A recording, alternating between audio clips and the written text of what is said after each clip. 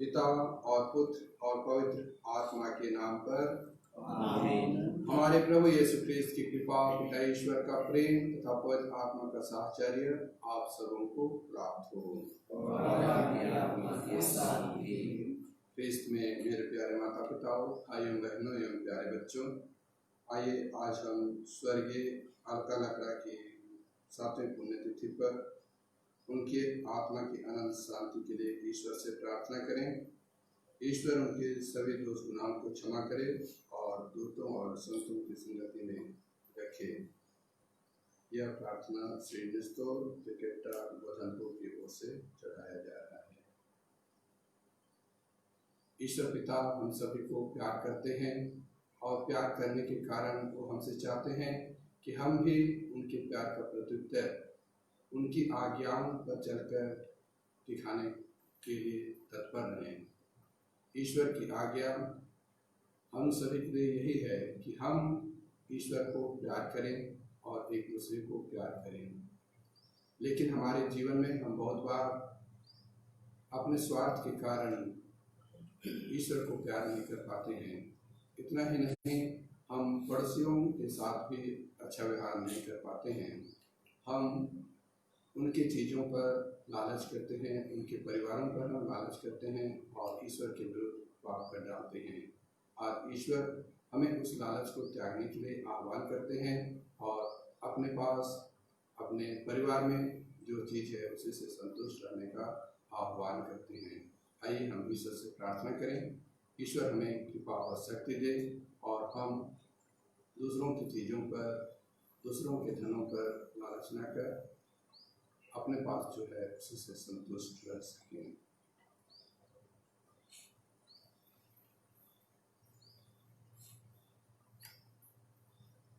हम सब मिलकर बोलें,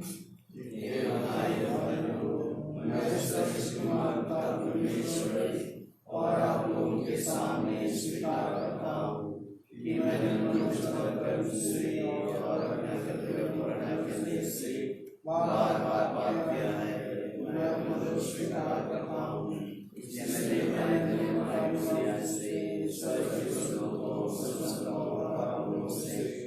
हे भाई और बहनों, विनती करता हूँ कि आप मेरे लिए प्रभु से प्रार्थना करें।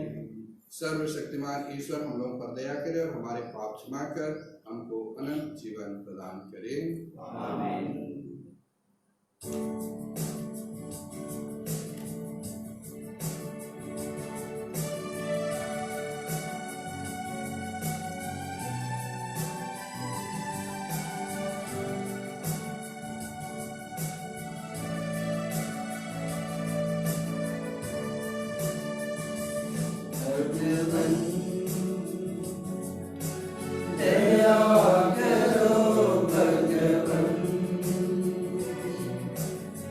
दया करो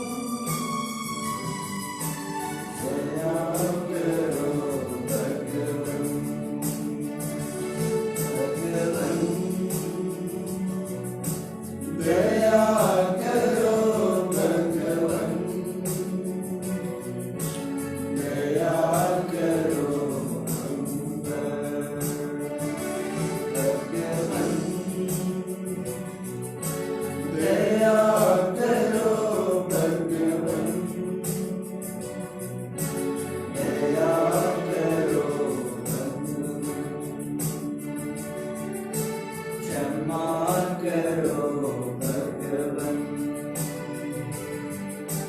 दया करो भगवन,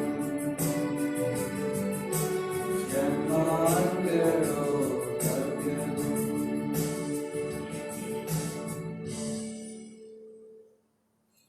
हम प्रार्थना करें। हे प्रेम में परमेश्वर, तू समस्त कल्याण का स्रोत है। हम पर अपनी कृपा दानों की वर्षा कर, जिससे हम सदाचरण की बातें सदा खोजते रहें और तुझसे बल पाकर उन्हें कार्यरूप में परिणत भी कर सकें। हम स्वर्गीय अलका लकड़ा की आत्मा के लिए आपसे दुहाई करते हैं। आप उन्हें क्षमा कर उनके सभी पापों को धो डाल और अपने दूतों और संतों की संगति प्रदान कर। ऐसी कृपा कर हमारे प्रभु और तेरे पुत्र यीशु ख्रीस्त के द्वारा, जो ईश्वर होकर तेरे पवित्र आत्मा के साथ युगानुयुग जीते और राज्य करते हैं। आमीन।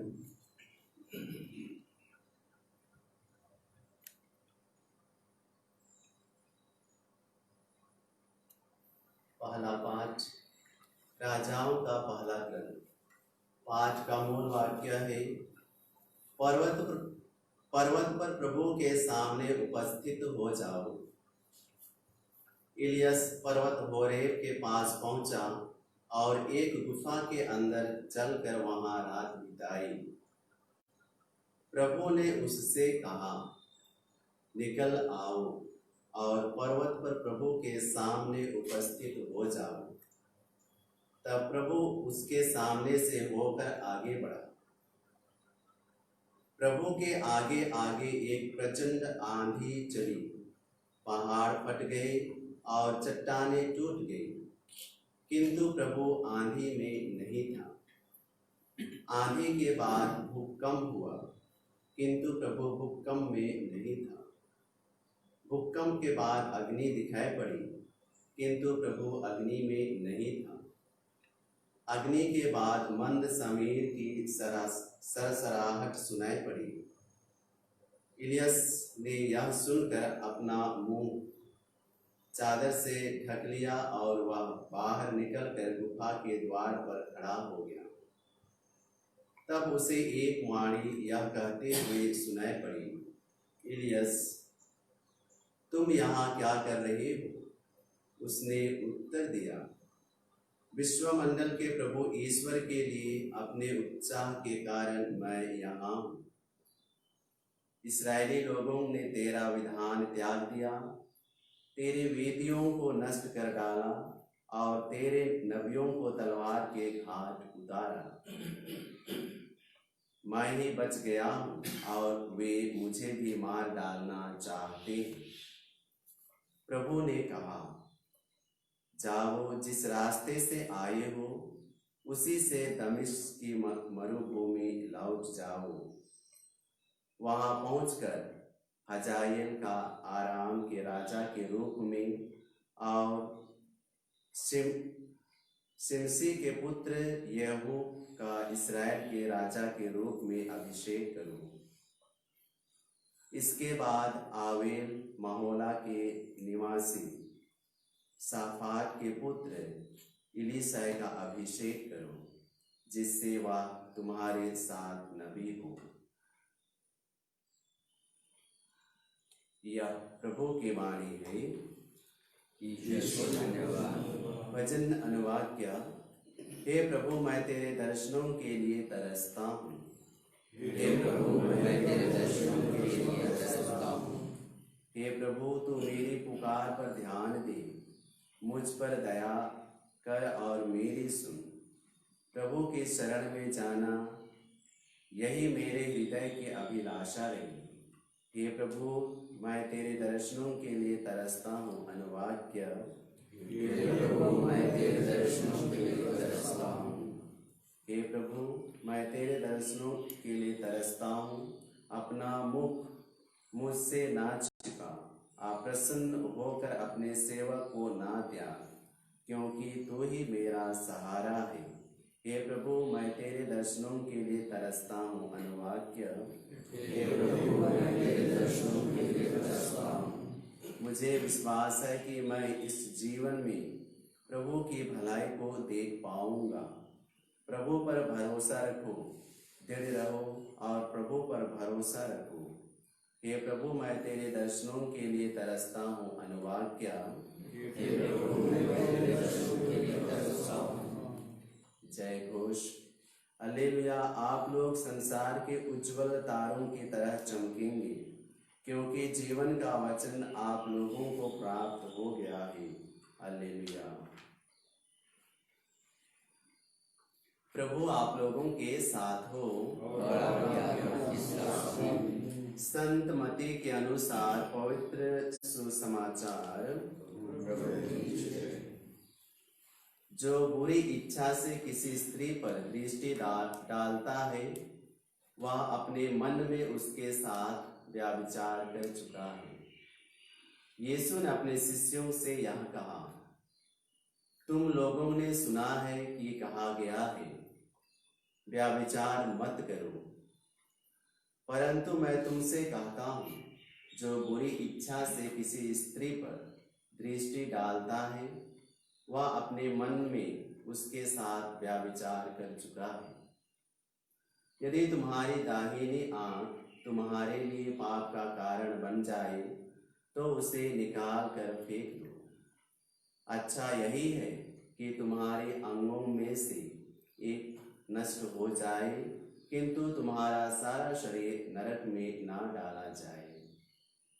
और यदि तुम्हारा दाहिना हाथ तुम्हारे लिए पाप का कारण बन जाए, तो उसे काट कर फेंक दो। अच्छा यही है कि तुम्हारे अंगों में से एक नष्ट हो जाए, किंतु तुम्हारा सारा शरीर नरक में ना जाए। यह भी कहा गया है, जो कोई अपनी पत्नी को त्यागे, वह उसे त्याग पत्र दे।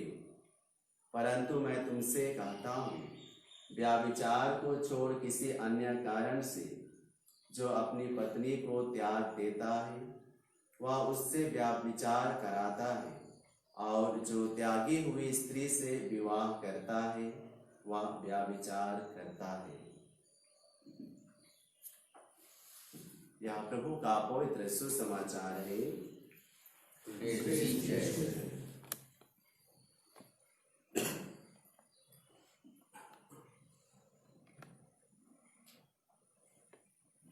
में मेरे प्यारे माता पिताओं, भाइयों बहनों एवं प्यारे बच्चों, तुम लोगों ने सुना है कि कहा गया है, व्यभिचार मत करो।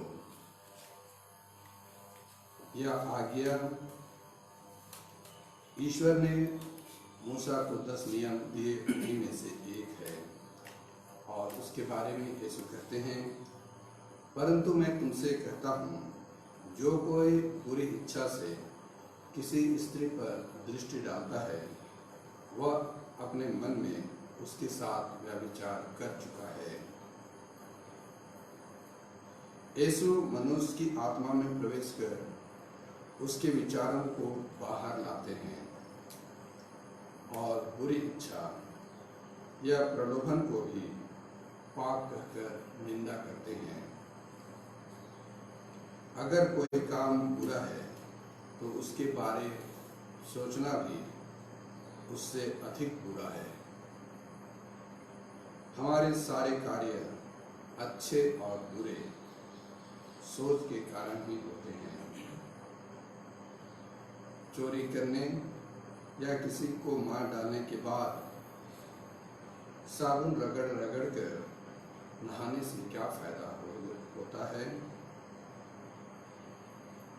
नहाने से शरीर तो सिर्फ बाहर से साफ हो सकता है, अंदर से नहीं। चोरी का विचार मन में आने के बाद ही वह चोरी करता है। जिस प्रकार एक अच्छा व्यक्ति बुरे वृक्ष को बुरे फल देने का इंतजार नहीं करता है, बल्कि उस बुरे बीज को बोने से रोकता है, उसी प्रकार आज हमें जीवन में जिंदगी की बुरी आदतों को त्यागने की जरूरत है। उन्हें उखाड़ फेंकने की आवश्यकता है। जैसे कि कहावत है, prevention is better than cure. इलाज कराने की अपेक्षा बीमार होने से बचें। जब पुरुष किसी स्त्री से विवाह करता है, उस समय वह न केवल उस स्त्री के शरीर से बल्कि उसकी आत्मा से भी उसका विवाह होता है। अगर वह किसी कारणवश स्त्री के शरीर से संबंध तोड़ता है तो उसे आत्मा के साथ संबंध तोड़ने का कोई अधिकार नहीं है। यीशु ख्रीस्त कहते हैं, मैं तुमसे कहता हूँ, व्यभिचार को छोड़ किसी अन्य कारण से जो कोई अपनी पत्नी का परित्याग करता है, वह उससे व्यभिचार करता है, और जो उस परित्यक्ता से विवाह करता है वह भी व्यभिचार करता है। हमारे सारे पापों का असर हमारे शरीर से होकर आत्मा तक पहुंचता है और उसे भी मलिन कर डालता है। इसलिए यीशु हमें शरीर के अंगों को काटकर फेंकने का आदेश देते हैं।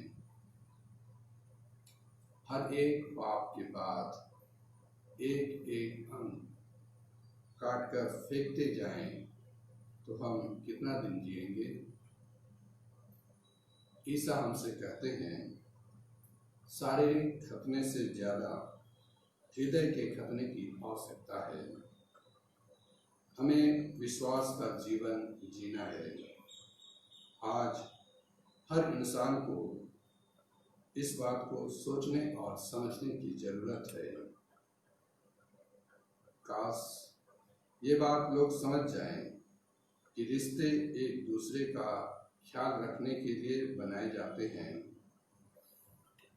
काश ये बात लोग समझ जाएं कि रिश्ते एक दूसरे का ख्याल रखने के लिए बनाए जाते हैं, एक दूसरे का इस्तेमाल करने के लिए नहीं, एक दूसरे का इस्तेमाल करने के लिए नहीं।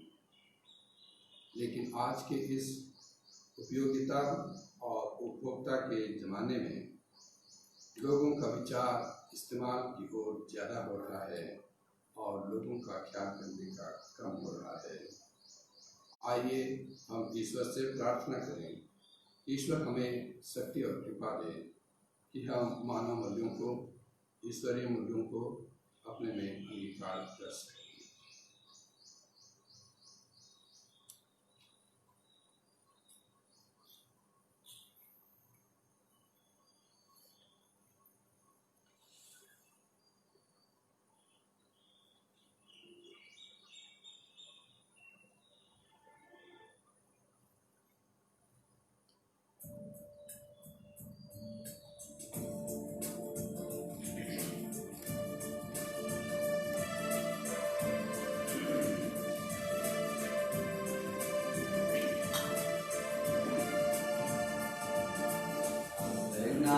सब कुछ तुझे चढ़ाऊं हे यीशु भगवान।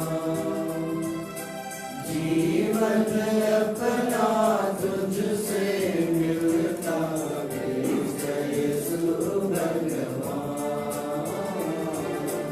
यीशु भगवान। एक तुझे मैं चढ़ाता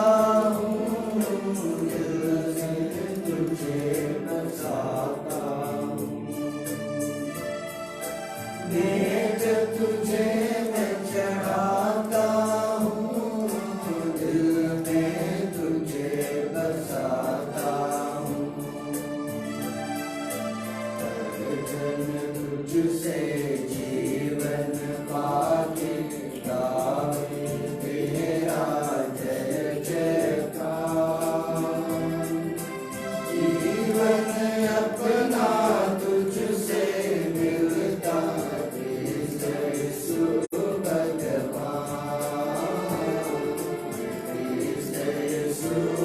भगवान। है प्रभु दान मेरा, मिलकर तुझे चढ़ाते हैं। छोटा है प्रभु दान मेरा, मिलकर तुझे चढ़ाते हैं।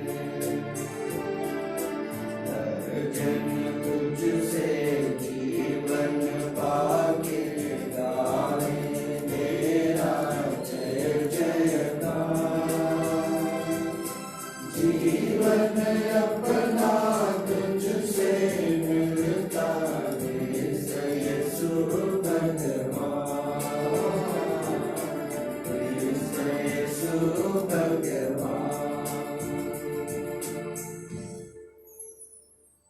भाई और बहनों, प्रार्थना कीजिए कि सर्वशक्तिमान पिता ईश्वर मेरा और आप लोग का यह बलिदान ग्रहण करे।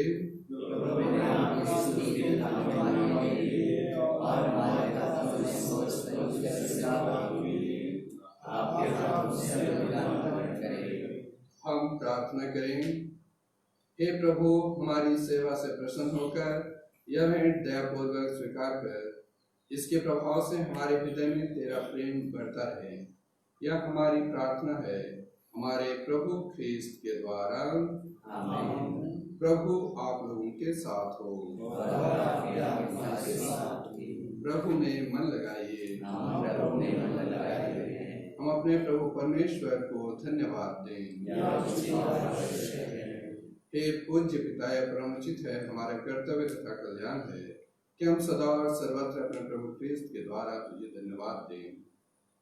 हम प्रेम पूर्ण हृदय से इनकी मृत्यु का स्मरण करते हैं, विश्वास के साथ इनके पुनरुत्थान की घोषणा करते हैं और अटल भरोसे के साथ इनके महिमापूर्ण आगमन की बाट जोहते हैं। इसलिए हम सभी दूतों और संतों के साथ तेरा गुणगान करते हैं।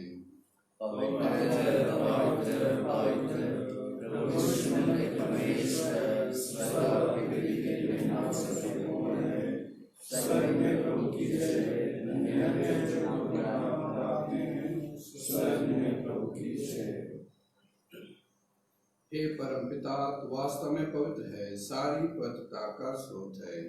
हम इससे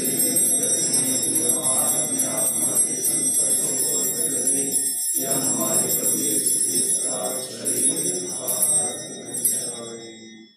जिस रात को यीशु सौंपे गए, उन्होंने रोटी धन्यवाद दिया और रोटी तोड़कर उसे अपने शिष्यों को देते हुए कहा, तुम सब इसे लो और खाओ, यह मेरा शरीर है जो तुम्हारे लिए बलि चढ़ाया जाएगा।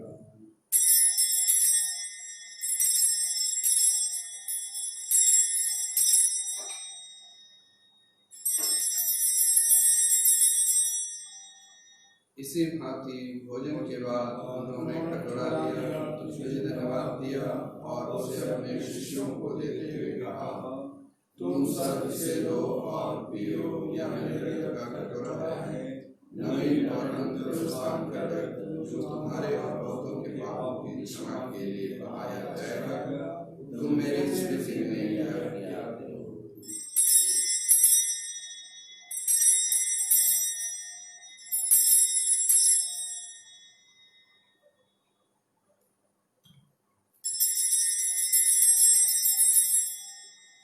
यह है हमारे विश्वास का रहस्य।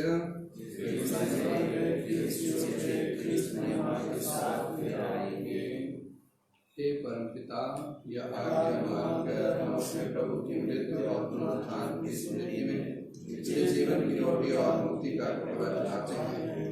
हम तुझे धन्यवाद देते हैं कि तूने हमें अपने सम्मुख उपस्थित होने और अपनी सेवा करने का सौभाग्य प्रदान किया है।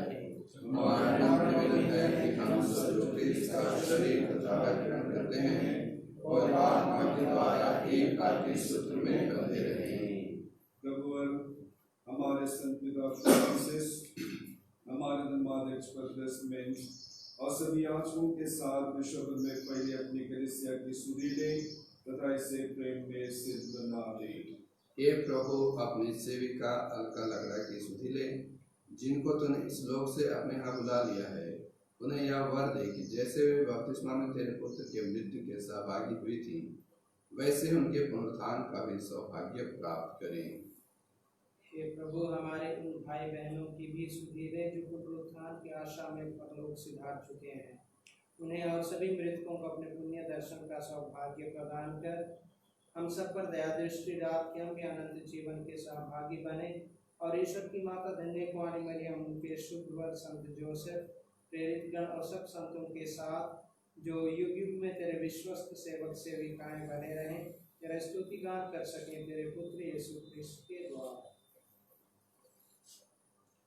इन्हीं प्रभु ख्रिस्त के द्वारा, इन्हीं के साथ और इन्हीं में हे सर्वशक्तिमान परमेश्वर और आत्मा के साथ तुझे स्वागत महिमा युगानुयुग मिलती रहे।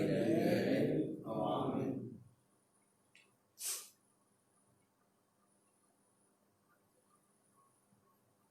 हम सब मिलकर पिता परमेश्वर से प्रार्थना करें जैसे प्रभु यीशु ने हमें सिखाया है। हे हमारे पिता, जो स्वर्ग में है, तेरा नाम पवित्र किया जाए, तेरा राज्य आए, तेरी इच्छा जैसे स्वर्ग में है वैसे पृथ्वी पर भी पूरी हो।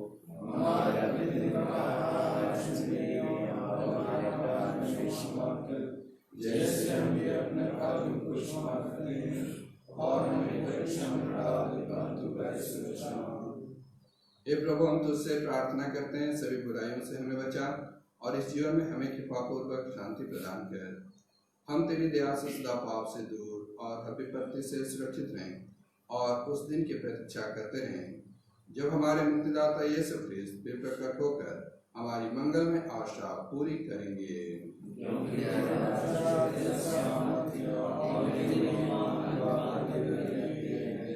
हे प्रभु यीशु ख्रिस्त, तूने अपने प्रेरितों से कहा है, मैं तुम्हारे लिए शांति छोड़ जाता हूँ, अपनी शांति तुम्हें प्रदान करता हूँ।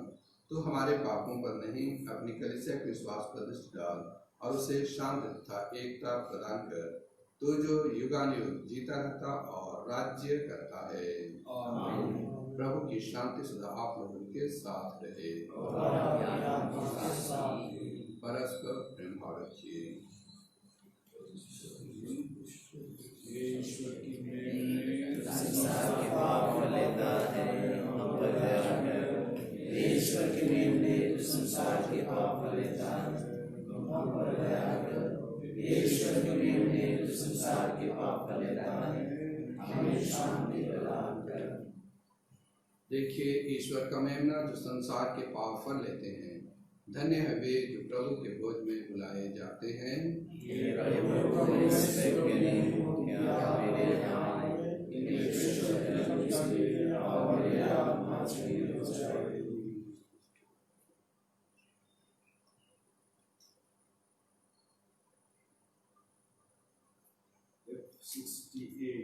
F68 हे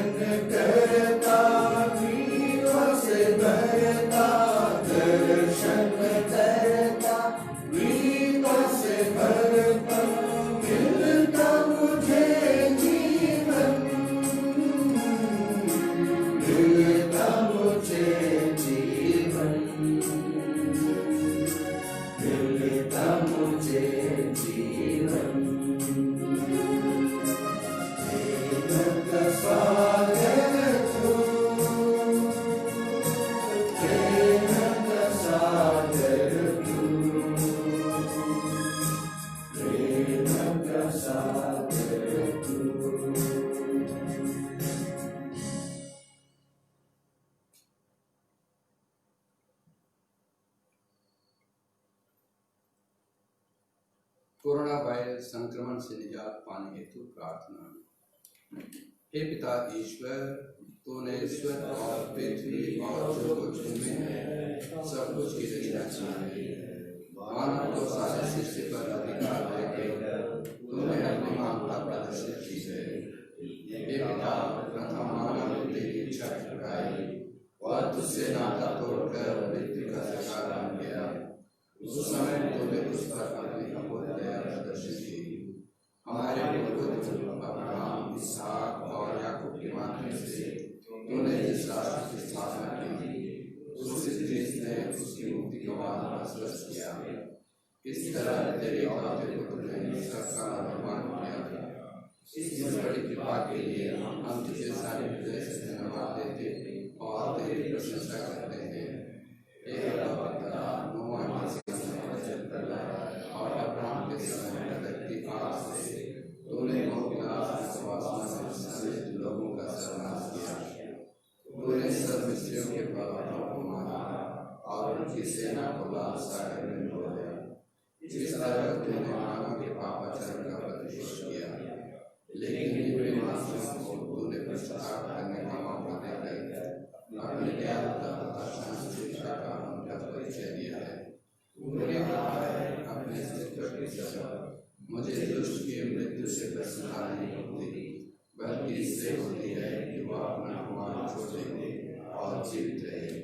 वर्तमान में कोरोना महामारी द्वारा निर्मित परिस्थितियां मानव के नियंत्रण से बाहर हो गई है। इस विभीषिका ने दुनिया को लाकर रख दिया है। अनगिनत लोग प्रतिदिन बेमौत मारे जाते हैं।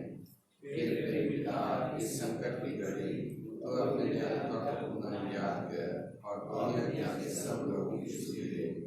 अपने पुत्र के पवित्र रक्त के द्वारा शरीर और आत्मा से शुद्ध कर और सारी मानव जाति को पाप और मृत्यु के दुष्परिणाम से बचाए।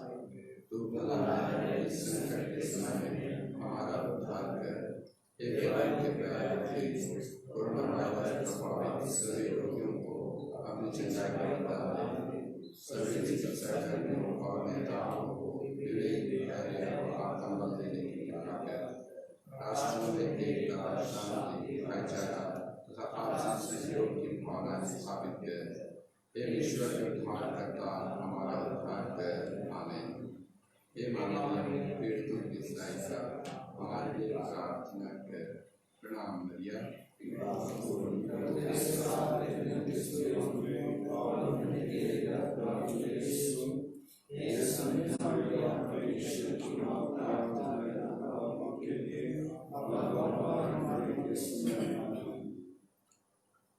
हम प्रार्थना करें।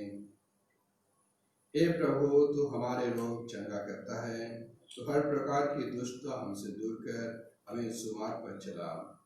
यह हमारा नम्र निवेदन है हमारे प्रभु ख्रीस्त के द्वारा। आमीन। प्रभु आप लोगों के साथ हो। सर्वशक्तिमान परमेश्वर पिता और पुत्र और पवित्र आत्मा आप लोगों को आशीर्वाद प्रदान करें। आमीन। आप लोग विदा लें। प्रभु की शांति साथ रहे।